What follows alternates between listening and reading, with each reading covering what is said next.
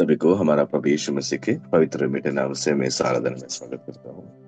हम सब लोग परमेश्वर के वचन में ध्यान करेंगे। आज हमारा बीच में बेंगलोर से आंटी जी हैं। हम उनको स्वागत करेंगे।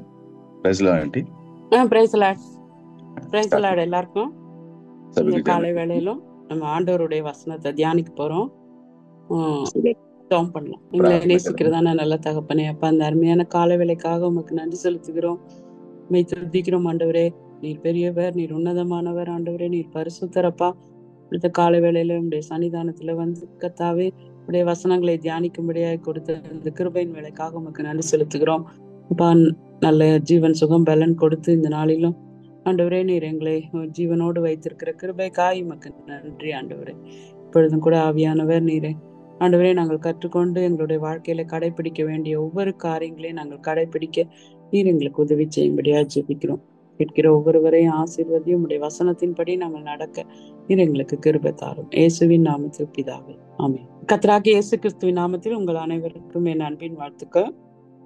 यीशु मसीह के पवित्र नाम से मैं आप सभी को प्यार से अभिनंदन करता हूँ। இன்னைக்கு கூட நம்ம கிரஹாம் ஸ்டூவர்ட் ஸ்டெயின்ஸ் அப்படின்றவருடைய வாழ்க்கையை நம்ம பார்க்க போறோம். आज भी हम लोग ग्राहम स्टुअर्ट स्टेन के बारे में ध्यान करने वाले हैं। இந்த தேவனுடைய மனிதர் வந்து இந்தியாலேயே வந்து ஊழியம் செய்தவர். ये परमेश्वर के दास हमारा भारत देश में सेवकाई किए हैं। நம்முடைய இந்தியா தேசத்துல வந்து ஊழியம் செய்து உயிரோடு அவர் எரிக்கப்பட்டது நம்ம எல்லாருக்கும் நிறைய பேருக்கு தெரிஞ்சிருக்கும். हमारा देश में सेवकाई करते वक्त में उन्हें जिंदा जला दिया गया है। आप सब जानते हैं इनके बारे में। இவருடைய வாழ்க்கை வரலாறை நம்ம பார்த்தோம்னா, இவர் வந்து 1941 ஆஸ்திரேலியால ஜனவரி 19 ஒரு கிறிஸ்தவ குடும்பத்துல அவர் பிறந்திருக்கிறார். इनका जो जन्म है 19 जनवरी 1941 में ऑस्ट्रेलिया में एक मसीही परिवार में जन्म लेते हैं। தனது படிப்பை எல்லாம் அவர் முடிச்ச பிறகு ஒரு மிஷனரியா 1965 இந்தியாவுக்கு வந்தார். अपना सारा पढ़ाई खत्म करते ही 1965 में इस भारत देश में आकर वो सेवकाई में आ जाते हैं। இவர் வந்து குஷ்டரோக மக்கள் மத்தியில அவர் வந்து தன்னுடைய ஊழியத்தை அவர் தொடங்கினார். ये इन्होंने आकर भारत देश में कोड़ी बीमारी रहने वाले लोगों के बीच में सेवकाई शुरू करते हैं। அந்த குஷ்டரோக ஜனங்கள் மத்தியில அவருக்கு உதவி செய்யறதுக்கு அவருக்கு ரொம்ப ஆர்வமா இருந்தார். वो बहुत ही इच्छुक थे ये कुष्ठ रोग के लोगों के बीच में सेवकाई करने के लिए। ஏன்னா அந்த வியாதி நோய் வந்தவங்க எல்லாராலும் ஒதுக்கப்பட்டவங்க, மக்கள் எல்லாம் அவங்கள வந்து வெறுப்பாங்க, யாரும் வந்து அவங்கள சேர்த்துக்க மாட்டாங்க, அந்த மாதிரி ஒரு வியாதி. क्योंकि इस बीमारी ऐसा है कोई भी लोग उन्हें अपने पास नहीं मिलाते हैं और उनके साथ कोई मुलाकात करना नहीं चाहते, अपने बीच में भी इनको रखना नहीं चाहते हैं। ऐसे प्रकार के मतलब उन्हें समाज से दूर रखने वाले लोग रहते हैं। அப்படிப்பட்ட மக்கள் மத்தியில இந்த ஸ்டெயின்ஸ் வந்து அயராமல் உழைத்தார். तो ऐसे प्रकार के लोगों के बीच में आकर स्टेन्स रात दिन क्या किए हैं, वो बहुत मेहनत करके सेवा करते हैं। அவங்களுக்கு தேவையான எல்லா விதமான மருத்துவ உதவி, அப்புறம் படிப்பு, இதுலலாம் அவர் வந்து அவங்களுக்கு உதவி செய்தார். उन्हें इधर आने के बाद वो हर प्रकार के दवाइयाँ और पढ़ाई इस ढंग से उन्हें मदद करते हैं। वो நிறைய வருஷம், ரொம்ப நாள் அவர் வந்து ஒடிசாவினுடைய கிழக்கு பகுதியில உள்ள பாரிபாடா அப்படின்ற ஊர்ல ஸ்டெயின்ஸ் வந்து வாழ்ந்து வந்தார். ओडिशा में रहने वाले एक छोटा सा शहर में वो बहुत सालों से वो रहते हुए आ गए। தன்னுடைய மனைவி கிளாடிஸ் அப்புறம் 3 பிள்ளைங்களோட சேர்ந்து அந்த ஊழியத்தை அவர் செய்து வந்தார். वो जो है अपना पत्नी ग्लैडिस और साथ में अपने 3 बच्चों के साथ वो वहां पर सेवा करते हैं।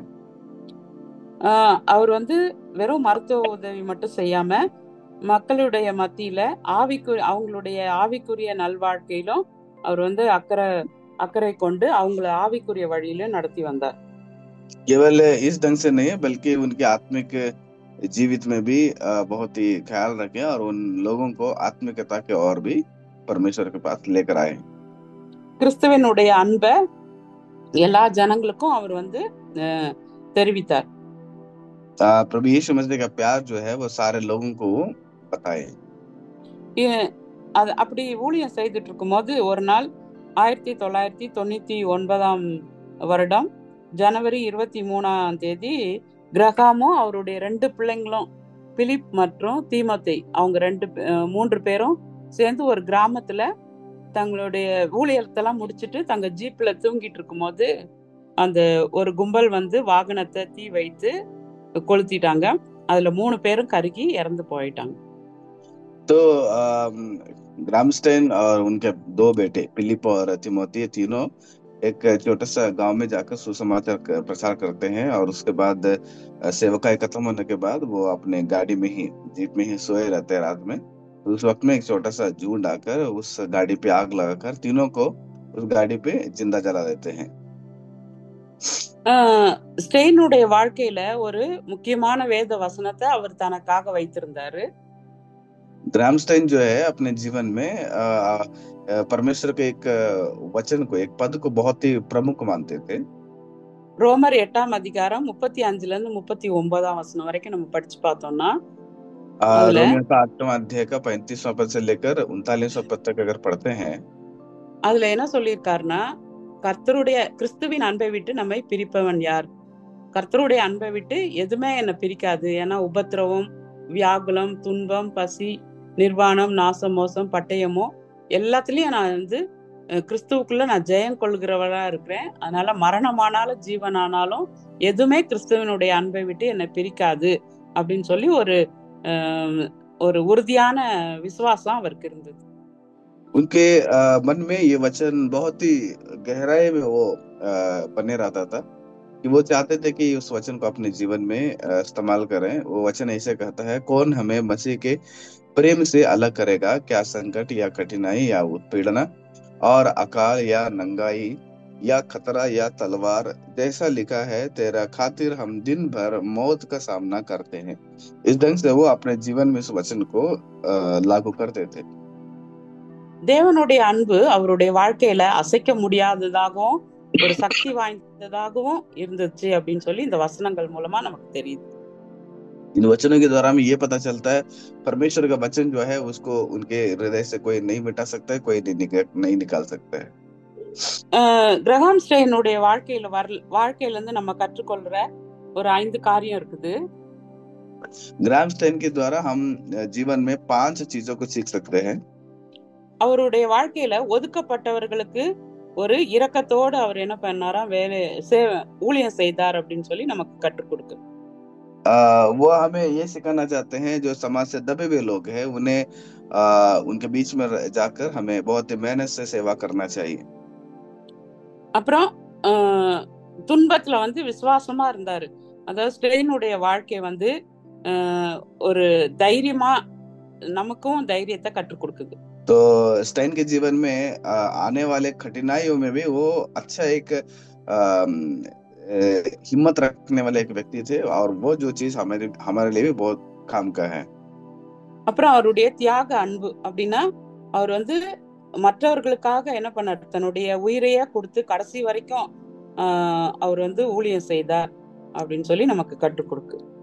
और तीसरा चीज ये है कि त्यागा हुआ प्रेम, क्योंकि वो सारा चीज को त्याग कर ऐसे लोगों के बीच में प्रेम से आखिरी समय तक उन्होंने सेवकाई की. அது மட்டும் இல்லாம அவருக்கு வந்து ஒரு நோக்கம் இருந்துச்சு. ஊழியத்துல அவர் வந்து அர்ப்பணித்து ஊழியம் செய்யும் போது ஒரு நோக்கத்தோட ஊழியம் செய்தார் அப்படின்றத நமக்கு கற்றுக் கொடுக்கு. उनके जीवन में एक लक्ष्य था, एक लक्ष्य के साथ वो क्या किए, वो अपना सेवकाई किए. ये चीज हमें सिखाते हैं. அப்புறம் ஸ்டெயினுடைய வாழ்க்கையில இருந்து நம்ம கற்றுக்கொள்றது அவருடைய தியாக மரணம் கிறிஸ்துவில் உள்ள நம்பிக்கைய நமக்கு கற்றுக் கொடுக்குது. तो और 5वां चीज जो है उनका त्यागा हुआ अपना प्राण और प्रभु यीशु मसीह का प्यार सिखाती है. இதுல வந்து ரோமர் 8 அதிகாரம் இந்த வசனத்துல நம்ம என்ன பவுலுனுடைய ஒரு நம்பிக்கையை குறித்து நம்ம இதுல பாக்குறோம். रोमियो का 8वां अध्याय में पौलुस के एक विश्वास को देख सकते हैं. சிலர் வந்து என்ன பண்றாங்க, தங்களுடைய படிப்பையும் குடும்ப பின்னணி தங்களுடைய திறமைகளை மேன்மையா பேசுவாங்க. कई सारे लोग अपना परिवार अपना पढ़ाई को बहुत ही पढ़ाई करके वो बात करते हैं। பவுலுக்கு இப்படிப்பட்ட தகுதிகள்லாம் இருந்துச்சு. அவருக்கு படிப்பு இருந்தது, ஒரு பெரிய குடும்ப பின்னணி இருந்துச்சு, நிறைய திறமைகள்லாம் பவுலுக்கு இருந்துச்சு. पौलुस को ये सारे चीज था, अब उनके लिए भी परिवार हो गया और बहुत सारे टैलेंट उसके पास भी था। இப்படிப்பட்ட தகுதிகள்லாம் இருந்த போதிலும் அவர் சொல்றாரு, தேவனுடைய அன்பை பத்தி தான் மேன்மைப்படுத்தி அவர் பேசுறாரு. तो इतना सब कुछ होने के बाद भी परमेश्वर का भक्ति को ही लेकर वो बातचीत करते थे। அதே போலதான் கிரகாம் ஸ்டெயின், அவருக்கு எவ்வளவு வசதிகள் வாய்ப்புகள்லாம் அவருடைய சொந்த ஊர்ல இருந்துச்சு.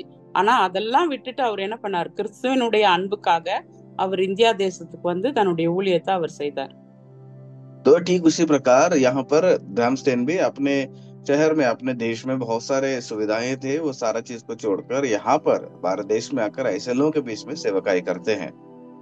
அதுக்கு காரணம் என்ன அப்படின்னு சொன்னா, ஆண்டவருடைய அன்பை வெளிப்படுத்தணும். எனக்கு எவ்வளவு நன்மை ஆண்டவர் செய்தாரு, அதே நன்மையை மத்தவங்களுக்கு போய் நான் பகிர்ந்து கொள்ளணும் என்ற ஒரே நோக்கத்துக்காக தான் அவர் வந்து தன்னுடைய சொந்த எல்லா வசதி வாய்ப்புகள் எல்லாம் விட்டு இந்த இந்திய தேசத்துக்கு வந்து அவர் கஷ்டப்பட்டு ஆண்டவருடைய ஊழியத்தை அவர் செய்தார். तो वो उन्होंने सारा चीज को त्यागे और परमेश्वर का प्रेम को समझे और सब कुछ छोड़ छाड़ के हमारा देश में आकर परमेश्वर के लिए वो ऐसे सेवकाई करते हैं। சில நேரத்துல நம்முடைய வாழ்க்கையிலும் கூட எதிர்பாராத இழப்புகள், அழிவுகள், வியாதிகள், இப்படிப்பட்டதான கஷ்டங்கள் நம்மள வந்து ஆண்டவருடைய பிள்ளைகளாகிய நம்மள வந்து பாதிக்கிறது. तो परमेश्वर के जब रास्ते में हम रहते हैं, हम कभी भी ये सोच ही नहीं सकते हैं, ऐसे प्रकार के बीमारी कठिनाइयां परमेश्वर के बच्चों को जरूर आते रहते हैं। அதே போலதான் பவுலுடைய வாழ்க்கையிலயும் நிறைய அவருக்கு இழப்புகள், இப்படிப்பட்டதான சோதனைகள்லாம் அவருக்கு வந்தது. ठीक उसी प्रकार पौलुस को कई सारे नुकसान और ऐसे प्रकार की कठिनाई उनके जीवन में भी आते रहा। ஆனா பவுல் என்ன பண்ணாரு, அவர் தேவனுடைய அன்பை, அதாவது கிறிஸ்துவினுடைய அன்பை அவர் ருசித்ததுனால அந்த அன்பே தனக்கு வந்து எல்லாவற்றையும் நன்மையா மாத்துது அப்படின்னு சொன்னார். அதே போலதான் நம்முடைய வாழ்க்கையிலயும் நம்ம இயேசு கிறிஸ்துவனுடைய அன்பை நம்முடைய வாழ்க்கையில ருசிச்சு பார்த்திருந்தோம்னா இந்த மாதிரி காரியங்களை நம்மள ஆண்டவரை விட்டு பிரிக்கவே பிரிக்காது. तो पौलुस जो है परमेश्वर का प्यार को वो चक्कर जान चुका था, इसलिए ऐसे प्रकार की परिस्थिति आने के बाद भी वो पीछे नहीं हटा। ठीक उसी प्रकार परमेश्वर के प्यार को हमें भी चखना चाहिए ताकि हम भी पौलुस की तरह डिठाई से रह सके। பாருங்க, உலகத்திலேயே பெரிய காரியம் என்ன அப்படின்னு சொல்லி பாத்தீங்கன்னா, தேவன் நம்மேல் வைத்த அன்பினாலே தமது சொந்த குமாரனாகிய இயேசுவை இவ்வுலகத்துக்கு அனுப்பினார். இதுவே ஆசீர்வாதத்துக்கெல்லாம் உயர்ந்த ஆசீர்வாதம். तो दुनिया में सबसे बड़ा आशीष वो होता है, परमेश्वर पिता ने इस जगत से प्रेम किया और अपने एकलौता पुत्र को दे दिया ताकि यहाँ पर रहने वाले कोई भी नाश ना हो सके। यही हमारा सबसे बड़ा तोहफा है। இவ்வளவு பெரிய ஆசீர்வாதத்தை அருளிய தேவன் நம்ம கேட்கிற மத்த ஆசீர்வாதங்களை நமக்கு கொடுக்காம இருப்பாரா? எல்லாவற்றையும் கொடுப்பாரு. तो इतना आशीषें दिए हुए परमेश्वर हम जो मांगते हैं उसको बिना दिए नहीं रहते हैं, हर चीज को देते हैं। புதிய ஏற்பாட்டுல இயேசு கிறிஸ்துவுக்கு அடுத்தபடியா பாடுகளை சகித்தவர் பவுல் தான். नए नियम में यीशु मसीह के बाद कहीं सारे अगर कठिनाई अनुभव किए हैं जीवन में, वो पौलुस ही है। அவருடைய பாடுகளை குறித்து நம்ம படிக்கணும்னா ஒரு 2 கொரிந்தியர் 11ஆம் அதிகாரம் 23 to 26 வசனங்கள்ல நீங்க படித்து பாருங்க. அவர் பட்ட பாடுகள் அதுல லிஸ்ட் போட்டிருக்காரு. अब देखिएगा, अगर पौलुस के सारे कठिनाइयों के बारे में आप जानना चाहते हैं, पौलुस ने कुरिन्थ के लिए लिखा हुआ दूसरा पत्रिका 11वां अध्याय का 23वां पद से लेकर 26वां पद तक पढ़ते हैं तो आपको समझ में आ जाएगा। ஆயினும் இந்த துன்பங்கள் எதுவும் கிறிஸ்துவினுடைய அன்பை விட்டு பவுலை பிரிக்கவே இல்லை.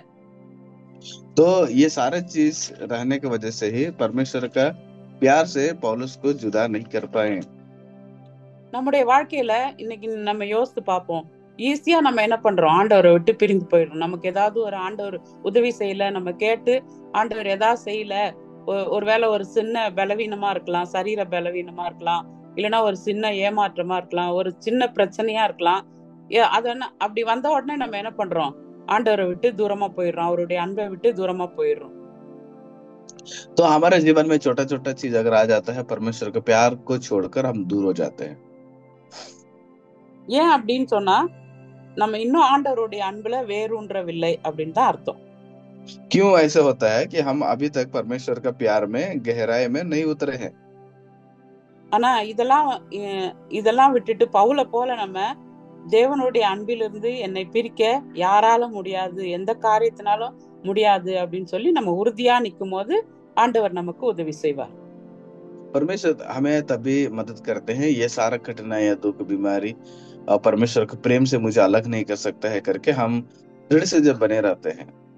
நீங்க பழைய ஏற்பாட்டுல பாத்தீங்கன்னா அதுல ஆண்டவரை விட்டு பிரிக்க முடியாத அன்பு யாருக்கு இருந்தது அப்படின்னு பாத்தீங்கன்னா யோபுனுடைய வாழ்க்கையில எவ்வளவு துன்பம் வந்துச்சு, ஆனா கூட அவரு ஆண்டவருடைய அன்புல இருந்து அவர் பிரிந்து போகவே இல்லை.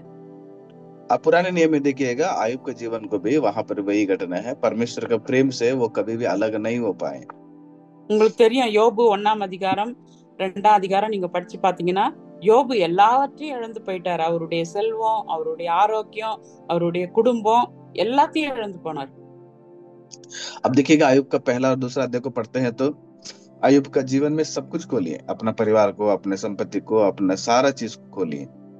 ஆனாலும் அவர் சொல்றாரு, அவர் என்னை கொன்று போட்டாலும் அவர் மேலதான் நான் நம்பிக்கையா இருப்பேன் அப்படின்னு சொல்லி சொல்றாரு. फिर भी वो यही बोलते हैं कि अगर वो मुझे मार भी डालते हैं तभी भी मेरा विश्वास उन्हीं पर रहेगा बोल के परमेश्वर के प्रति बोलते हैं। கர்த்தர் கொடுத்தார், கர்த்தர் எடுத்தார், கர்த்தருக்கு ஸ்தோத்திரம் அப்படின்னு சொல்லி கர்த்தருக்கு உண்மையுள்ளவரா இருந்தாரு கடைசி வரைக்கும். तो परमेश्वर ने दिए, परमेश्वर ने लिए करके वो परमेश्वर के सम्मुख में विश्वास योग्य रहे आखिरी समय तक। அவருக்கு துன்பம் கஷ்டம்லாம் இருந்த போதிலும் கூட ஆண்டவருடைய அன்பை விட்டு அவர் ஒருபோதும் விட்டு விடவே இல்லை ஆண்டவருடைய அன்பை. वो कष्ट और तकलीफ पे रहे, लेकिन एक वक्त में भी परमेश्वर से वो दूर नहीं हो पाए। அதனால நீங்க பாத்தீங்கன்னா முடிவுல இறுதியில அவர் என்ன பண்றாரு, 42ஆம் அதிகாரம் நீங்க படிச்சு பாத்தீங்கன்னா தெரியும், யோபுக்கு ஆண்டவர் இன்னும் அதிகமான இரண்டத்தனையான ஆசீர்வாதத்தை ஆண்டவர் கொடுத்து ஆசீர்வதித்தார். आप आखिरी पद को पढ़ते, आप आखिरी अध्याय को पढ़ते हैं तो आयुब का, तो वहां पर लिखा है परमेश्वर ने उस आयुब को जो खोए थे उसके 2 गुना उसे आशीष करते हैं। फिर அதை இயேசு கிறிஸ்துவே சொல்றாரு, இந்த உலகத்தில் உங்களுக்கு உபத்திரம் உண்டு, ஆனாலும் திடன் கொள்ளுங்கள், நான் உலகத்தை ஜெயித்தேன் அப்படின்னு சொல்றாரு. கிறிஸ்து மூலமா நம்ம என்ன பண்ணலாம், இந்த கஷ்டத்துல இருந்து நம்ம ஜெயிக்கலாம். तो यीशु मसीह हमें बोल दिया है कि इस जगत में आपको कष्ट है, कठिनाई है, तो मैंने जीत लिए हूँ, आपको भी जीतना पड़ेगा बोल के, तो हमें उस बात को लेकर हम आगे बढ़ना ही पड़ेगा। அதே போல யோசேப்பினுடைய வாழ்க்கையை கூட நம்ம பார்க்கும்போது அவருக்கும் துரோகம் கஷ்டம் எல்லாம் இருந்துச்சு, ஆனாலும் கிறிஸ்துவினுடைய அன்பிலிருந்து அவரை பிரிக்கவே இல்லை. ஆண்டவருடைய அன்பு அவர் பிரிக்கவே முடியல அவரை. तो देखिएगा, आप यूसुफ के जीवन में भी कितना उसको कठिनाई हुआ, होने के बाद भी परमेश्वर के प्रेम से उन्हें भी अलग नहीं कर पाए। யோசேப்பினுடைய வாழ்க்கையில நம்ம பார்க்கும்போது அவருடைய சொந்த சகோதரர்களால அவர் விற்கப்பட்டார், பொய்யாக குற்றம் சாட்டப்பட்டார், சிறையில அடைக்கப்பட்டார். ஆனாலும் கர்த்தருடைய அன்பு விட்டு அவர் ஒரு நாளும் பிரிந்து போகவே இல்லை. यूसुफ के जीवन में उनके भाई लोग विरोध हो गए और उनको बंदीगृह में डाला गया। इतना होने के बाद भी उनको निंदा किया गया, इतना होने के बाद भी वो परमेश्वर के प्रेम से अलग नहीं हुए। பல உயிர்களை காப்பாற்றும்படியா ஆண்டவர் ஒரு அதிகார நிலையில அவரை வைத்து யோசேப்பை ஆண்டவர் உயர்த்தினார். कई तरह जान को बचाने के लिए परमेश्वर ने यूसुफ को इस्तेमाल करते हैं। அதே போல நம்முடைய வாழ்க்கையிலையும் கூட மக்கள் நம்மளை காட்டி கொடுத்தாலும் சரி, நம்முடைய வாழ்க்கையை நியாயமற்றதா நம்ம உணர்ந்தாலும் சரி, கர்த்தருடைய அன்பு இன்னும் நம்முடைய நன்மைக்காகவே செயல்படுகிறது. हमारे जीवन में जब हम परमेश्वर के लिए और आगे बढ़ते हैं, हर चीज जो है परमेश्वर के लिए भलाई उत्पन्न होती है। அதனால கிரகாம் ஸ்டெயினுடைய வாழ்க்கையிலிருந்து, நம்ம பவுலனுடைய வாழ்க்கையிலிருந்து, அப்புறம் யோபு, யோசேப்பு இவங்களுடைய வாழ்க்கையிலிருந்து நம்ம கற்றுக்கொள்றது என்ன அப்படின்னு சொல்லி பாத்தீங்கன்னா, ஆண்டவருடைய அன்பை விட்டு நம்மளை எந்த விதமான காரியமும் பிரிக்கவே கூடாது. அதான் ஆண்டவர் நம்ம கிட்ட எதிர்பார்க்கிறது. देखिएगा, ग्रामस्टेन के बारे में उनके द्वारा हो, पौलुस के द्वारा हो, यूसुफ के बारे में हो और आयुब के द्वारा, इन सारे लोगों के द्वारा हमें यही चीज सीख सकते हैं, परमेश्वर के प्रेम से हमें कोई भी चीजें अलग नहीं करना चाहिए, कर नहीं सकते हैं। அதான் கிரகாம் ஸ்டெயினுடைய வாழ்க்கையில இருந்து நம்ம கற்றுக்கொள்றோம். यही चीज है ग्राहम स्टेन के जीवन के द्वारा हम सीख सकते हैं. நீங்க ரோமர் 8ஆம் அதிகாரம் 37ஆம் வசனம் பாருங்க. இவை எல்லாவற்றிலேயும் நாம் நம்மில் அன்பு கூறுகிறவராலே முற்றும் ஜெயம் கொள்ளுகிறவர்களா இருக்கிறோமே அப்படின்னு சொல்லி வாசிக்கிறோம். तो हम यहाँ पर रोमियो का 8वां अध्याय का 37वां पद को अगर पढ़ते हैं तो वहां पर ऐसे लिखा गया है कि जैसा लिखा है कि तेरे खातिर हम दिन भर मौत का सामना करते हैं, हम वध किए जाने वाले भेड़ों के समान समझ जाते हैं, नहीं इन सब बातों में हम उनके द्वारा जिसने हमसे प्रेम किया है जयवंत से भी बढ़कर हैं. ஆனா நம்முடைய வாழ்க்கையிலும் கூட கிரகாம் ஸ்டெயினை போல நம்ம வந்து ஊழியம் செய்யும் போது ஒதுக்கப்பட்டவர்களுக்காக நம்ம ஊழியம் செய்யணும். அப்புறம் துன்பத்துல நம்ம வந்து விசுவாசமா இருக்கணும். துன்பம் வந்துச்சேன்னு நம்ம சோர்ந்து போகக்கூடாது, அதுலயும் விசுவாசமா நம்ம இருக்கணும். அப்புறம் ஒரு தியாகத்தோட நம்ம வந்து ஊழியம் செய்யணும். அப்புறம் ஒரு ஊழியம் செய்யறதுலயும் ஒரு நோக்கமுள்ள ஒரு வாழ்க்கை வாழணும். துன்பம் வந்தாலும் அதுல வந்து நம்ம நம்பிக்கையா இருக்கணும். ஆண்டவர் எனக்கு உதவி செய்வார், அவரால நான் ஜெயம் கொள்வேன் அப்படின்னு சொல்லி நம்பிக்கையா இருக்கணும்னு சொல்லி இந்த கிரகாம் ஸ்டெயினுடைய வாழ்க்கையில इருந்து நம்ம கற்றுக்கொள்றோம். देखिएगा ग्राहम स्टेन के द्वारा हम ये सीख सकते हैं कि हम हमेशा विश्वास योग्य रहें और त्यागा हुआ एक सेवकाई हम करना चाहिए और हमें एक लक्ष्य होना चाहिए कि परमेश्वर की सेवा में हम कितना भी कठिनाई हो उसको विश्वास से हम आगे करें और आगे बढ़े. அதே போல நம்முடைய வாழ்க்கையிலயும் அவருடைய காரியங்களை நம்ம பின்பற்றி ஜீவிக்கும் போது கர்த்தர் நம்மையும் ஆசீர்வதிப்பாராக. ஜெபம் பண்ணலாம். ऐसे प्रकार के चीजों में हम जब आगे बढ़ते हैं परमेश्वर हमें भी उसी प्रकार का ताकत से हम आगे बढ़ाए, आशीष करें, हम प्रार्थना करें. அன்புள்ள ஆண்டவரே, மெய் துதிக்கிறோம், மெய் ஸ்தோத்திரிக்கிறோம். இந்த நாளிலும் கூட கிரகாம் ஸ்டெயினுடைய வாழ்க்கையில இருந்து கர்த்தாவே நீர் எங்களுக்கு கற்றுக் கொடுத்த வார்த்தைகளுக்காக உமக்கு நன்றி செலுத்துகிறோம் அப்பா. இந்த நாளிலும் கூட கர்த்தாவே அவர் எவ்வளவு அர்ப்பணிப்போடு கூட ஆண்டவரே தன்னுடைய சொந்த தேசத்தையும் தன்னுடைய எல்லா சுகங்களை எல்லாம் விட்டு ஆண்டவரே இந்த தேசத்துல வந்து இந்தியா தேசத்துல வந்து கர்த்தாவே ஆண்டவரே குஷ்டரோக மக்கள் மத்தியிலே கர்த்தாவே ஒரு செய்த ஆண்டவரே சேவைக ஊழியங்களே நீர் அறிந்திருக்கிறீர் ஆண்டவரே. அப்பா, எல்லாராலும் ஒதுக்கப்பட்ட மக்களிடத்துல வந்து தங்கி ஆண்டவரே அவர்களுக்காக ஊழியம் செய்து அநேகரை உம்முடைய சமூகத்துல அவர் கொண்டு வந்தார். உம்முடைய அன்பை ஆண்டவரே மற்றவர்களுக்கு ஆண்டவரே தன்னுடைய வாழ்க்கையின் மூலமாக பிரதிபலித்து ஆண்டவரே அநேகருக்கு உம்முடைய சுவிசேஷத்தை அவர் அறிவித்தார் ஆண்டவரே. அது மாத்திரமல்ல, தனக்கு துன்பம் வந்தாலும் விசுவாசத்திலே அவர் உறுதியாயிருந்தார் ஆண்டவரே. தியாகத்தோடு அன்பு செலுத்தினார் என்று நாங்கள் பார்த்தோம் ஆண்டவரே. ஒரு நோக்கமுள்ள ஒரு வாழ்க்கை வாழ்ந்தார் என்று நாங்கள் பார்த்தோம். அதே போல ஆண்டவரே பவுலுனுடைய வாழ்க்கையில கூட எவ்வளவு கஷ்டம் வந்துச்சு, ஆனாலும் கிறிஸ்துவினுடைய அன்பை விட்டு என்னை பிரிப்பவன் யார் என்று சொல்லி ஆண்டவரே அப்பா உறுதியாக விசுவாசத்திலே நின்றார் ஆண்டவரே. அதே போல ஆண்டவரே எங்களுடைய வாழ்க்கையிலும் கூட கர்த்தாவே நாங்கள் ஆண்டவரே முடிவு பறிந்து உமக்காக ஆண்டவரே ஊழியங்களை செய்ய சாட்சியாக வாழ ஆண்டவரே உம்முடைய அன்பை மற்றவர்களுக்கு நாங்கள் பிரதிபலிக்க எங்கள் ஒவ்வொருவருக்கும் நீர் கிருபை தாரும் ஆண்டவரே. ஜெஷ்மாய் தகப்பனே, யோபு போல ஆண்டவரே அவர் என்னை கொன்று போட்டாலும் அவர் மேல் நம்பிக்கையாயிருப்பேன் என்று சொன்ன அதே விசுவாசத்தை நீர் எங்களுக்கும் தாரும் ஆண்டவரே. இந்த நாளிலும் கூட கர்த்தாவே நாங்கள் கேட்ட ஒவ்வொரு வசனத்தின்படி எங்களுடைய வாழ்க்கையை நாங்கள் அமைக்க நீர் எங்களுக்கு கிருபை செய்யும்படியாய் ஜெபிக்கிறோம் ஆண்டவரே. அப்பா, இந்த உலகத்துல கர்த்தாவே நாங்களும் ஒதுக்கப்பட்டவர்களை நேசிப்பதிலும் ஆண்டவரே முன்மாதிரியை ஆண்டவரே இந்த கிரகாம் ஸ்டெயினுடைய முன்மாதிரியை நாங்கள் பின்பற்றவும் நீர் எங்களுக்கு உதவி செய்யும்படியா ஜெபிக்கிறோம் ஆண்டவரே. இந்த வசனங்களை கேட்ட ஒருவரையும் ஆசீர்வதியும், எந்த இடத்துல இருந்தாலும் ஆண்டவரே உம்முடைய ஊழியத்தை உண்மை உத்தமாய் செய்து ஆண்டவரே உம்முடைய சமூகத்திலே நாங்கள் அநேக ஆத்மாக்களை கொண்டு வந்து ஆண்டவரே உம்மை மகிழ்விக்க நீர் எங்களுக்கு கிருபை செய்யும்படியா ஜெபிக்கிறோம் ஆண்டவரே. ஒவ்வொருவரையும் ஆசீர்வதியும். மீதியான இந்த நாள் முழுவதும் உடைய பிரசன்னம் எங்க கூட இருக்கட்டும். ஆசீர்வதியும். இயேசு கிறிஸ்துவின் நாமத்தில் ஜெபிக்கிறேன் ஜீவனுள்ள நல்ல பிதாவே, ஆமென்.